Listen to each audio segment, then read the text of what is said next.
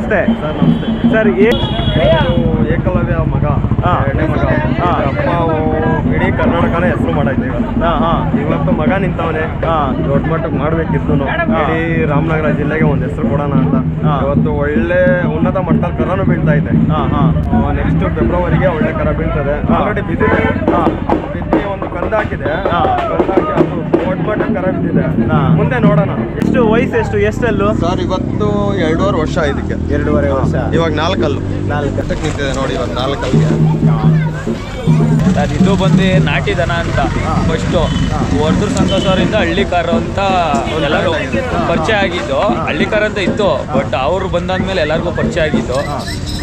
ಈಗ ನಾಟಿ ದನ ಬಂದು ನಮ್ಮದು ತಾಯಿ ಮೂಲ. ನಮ್ಮ ಇಡೀ ನಾರ್ತ್ ಇಂಡಿಯನ್ ಬ್ರೀಡ್ ಏನೈತೆ ಅದಕ್ಕೆಲ್ಲ ತಾಯಿ ಮೂಲ. ಹಾಲೇ ಆಗಲಿ, ಇದ್ರದ್ದು ಹಸುದು ಬೆಣ್ಣೆ ತುಪ್ಪನೇ ಆಗಲಿ, ವನಸ್ಪತಿಲೆಲ್ಲ ತುಂಬ ಯೂಸ್ ಮಾಡ್ತಾರೆ. ತುಂಬ ಹೆಲ್ಪ್ಫುಲ್.